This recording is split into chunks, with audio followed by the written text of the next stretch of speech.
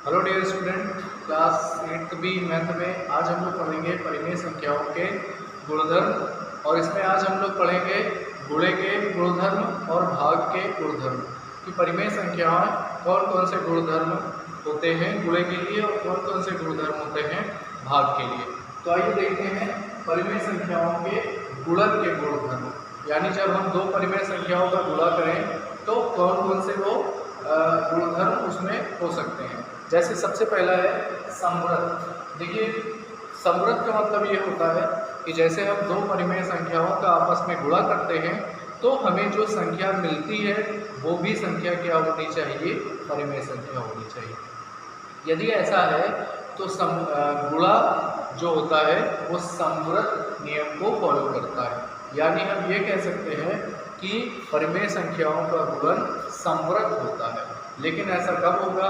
जब हम दो परिमेय संख्याओं का गुणा कराएं और हमको जो संख्या प्राप्त हो वो भी क्या होनी चाहिए, परिमेय ही संख्या होनी चाहिए।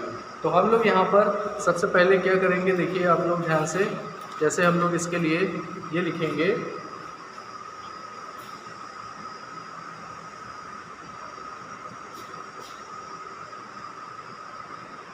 दो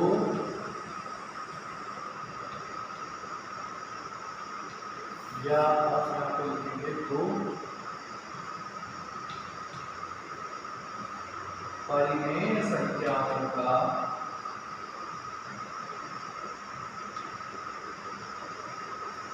गुणन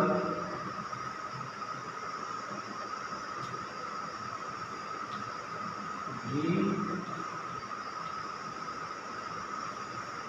दो परिमेय संख्याओं का गुणन भी एक परिमेय संख्या होती है। दो परिमेय संख्याओं का गुणन भी एक परिमेय संख्या होती है। यहाँ पर हम लोग इसको कैसे सिद्ध करके दिखाएंगे, आप ध्यान से देखिए।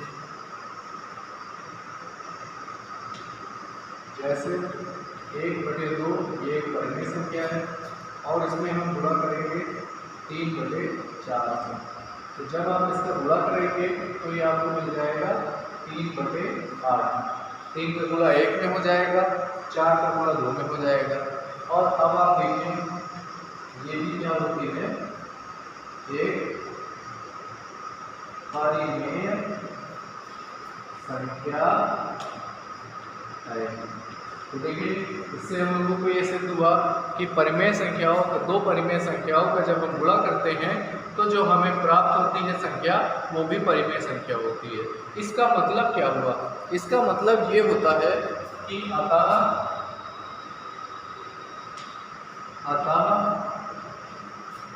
परिमेय संख्याओं का गुणन, परिमेय संख्याओं का गुणन समवृत्त है, यानी परिमेय संख्याओं का गुणन समवृत्त है, यानी कि दो परिमेय संख्याओं का गुणा भी परिमेय होता है। तो गुणन जो होता है वो क्या है, यहाँ पर समवृत्त है।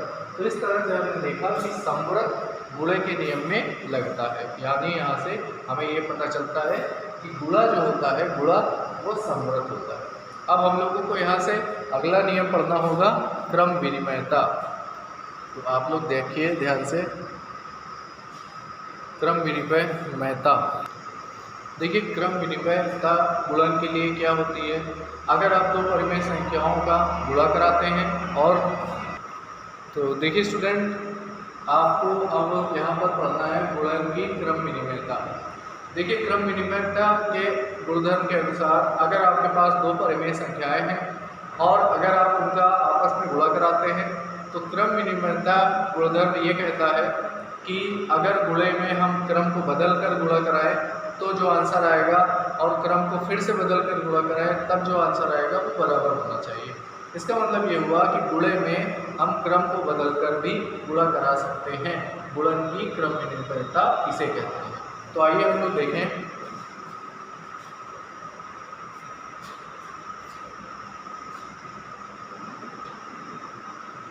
दो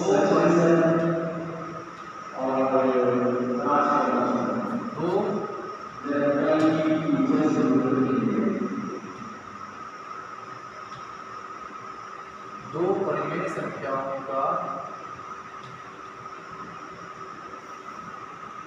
दो परिमेय संख्याओं को किसी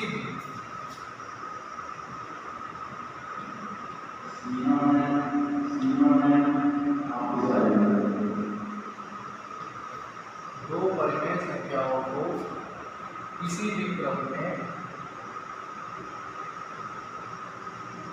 गुणा किया जा सकता है। इसे कहते हैं क्रम विनिमयता। यानी हम दो परिमेय संख्याओं को किसी भी क्रम में चाहे तो गुणा करा सकते हैं, आंसर में कोई फर्क नहीं पड़ता। इसके लिए हम लोग जैसे एक उदाहरण ले लेते हैं।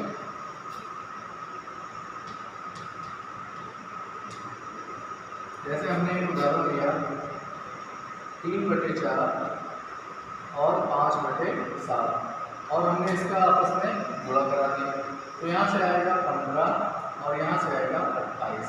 तो यहाँ से आपने देखा कि 15/28 इसका आंसर होगा। इसके साथ अगर हम इसका क्रम बदल दें तो यहाँ से आएगा 5/7, फिर आएगा 3/4। अब 5/7 और 3/4 का गुणा करेंगे आप तो भी आपको यहाँ से 15/28 मिल जाएगा। इससे हमें क्या मालूम चलता है? इससे हमें यह मालूम चलता है कि अतः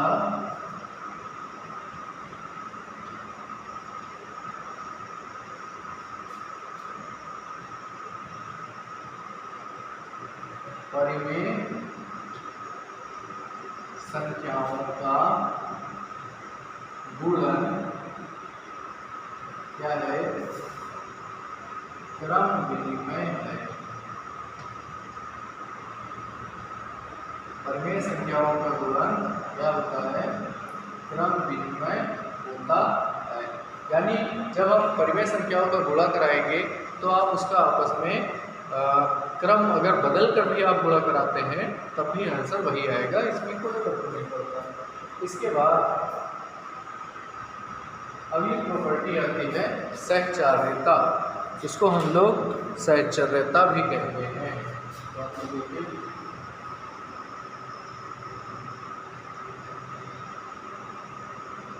सहचर्यता और इसका नाम भी होता है सहचार्यता।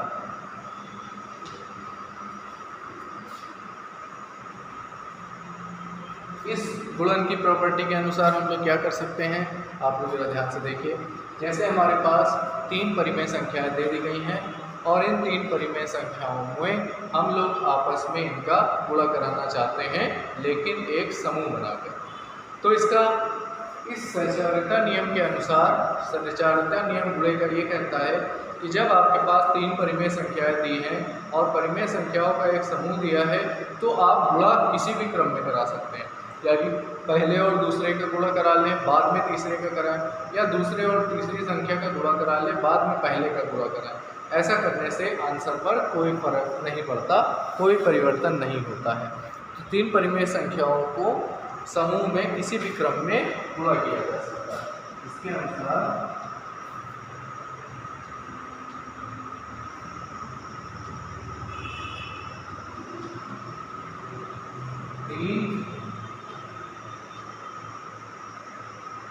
परिमेय संख्याओं को 3 परिमेय संख्याओं के समूह को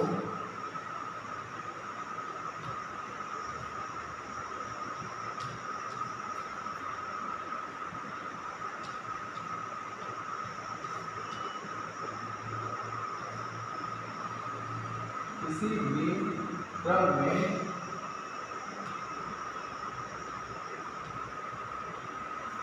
गुणा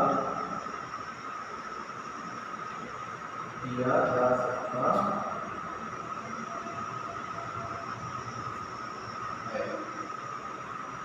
इसके अनुसार एक परिमेय संख्याओं के समूह को किसी भी क्रम में गुणा किया जा सकता है। जैसे हम यहाँ पर 2/3, 1/5 जैसे और 4/,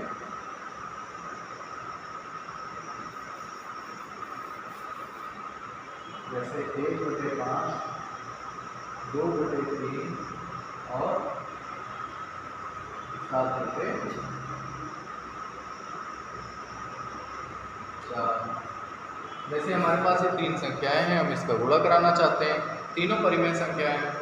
तो अब जैसे हम लोग यहाँ पे ये करें कि पहले इन दोनों का गुणा करा लें, बाद में 1/5 से गुणा कराएं।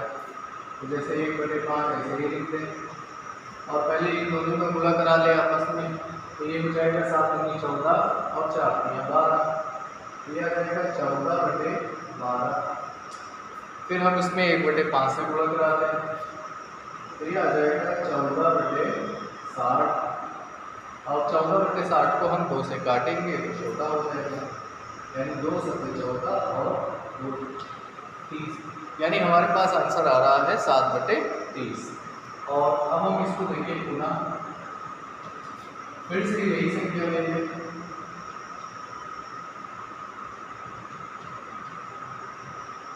और इस बार हम क्रम बदल दें, पहले 1/5 और 2/3 का गुणा कराएं, बाद में 7/4 का। तो देखिए क्या आएगा, इससे आपके पास आएगा 2/5 दिया 15 और गुणे में 7/4। अब इसका गुणा करा 14 और 14/5 70। जब आप इसको काटेंगे तो ये आपको मिल जाएगा 7/30। इससे हमें क्या मालूम चलता है? इससे हमें मालूम चलता है कि परिमेय संख्याओं का गुणन सहचर्य होता है। आपको आखिरी में लिखना होगा परिमेय संख्याओं का गुणन सहचर्य होता है। ये हमारा सहचर्यता का नियम होगा। इसके बाद अब हम लोग जानेंगे परिमेय संख्याओं का गुणधर्म भाग के लिए। तो आइए हम लोग देखिए स्टूडेंट, अब आप सीखेंगे परिमेय संख्याओं के भाग के लिए गुणधर्म। सबसे पहला गुणधर्म है समवर्त। क्या यहाँ पर ये भी गुणे की तरह है? यानी एक परिमेय संख्या में अगर हम दूसरी परिमेय संख्या से भाग देते हैं तो आने वाली संख्या भी परिमेय संख्या होती है। तो आइए हम लोग इसको देखें। जैसे हमारे पास 1/2 है और उसमें हम भाग देने जाएंगे 3/5 से। तो सबसे पहले आप भाग कैसे देंगे? देखिए 1/2 भाग के निशान को गुणे में बदल दिया जाता है और 3/5 को 5/3 लिख देते हैं। अब जब आप इसका भाग करते हैं तो आपको आंसर मिलेगा 5/6। और आप इसको ध्यान से देखें तो ये क्या है, एक परिमेय संख्या है। ये हमारे पास जो आई है इसे हम क्या कहते हैं? ये एक परिमेय संख्या है। अतः हमें यहाँ से ये मालूम चलता है कि परिमेय संख्याओं का भाग समवर्त होता है। तो आप यहाँ से क्या कह सकते हैं? अतः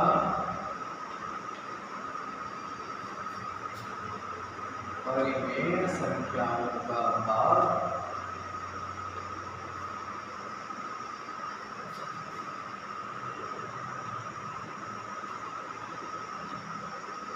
समवर्त होता है। परिमेय संख्याओं का भाग क्या होता है? समवर्त होता है। तो आपको इस बात का ध्यान रखना होगा। इसके बाद कौन सी दूसरा नियम क्या होता है? क्रम विनिमयता।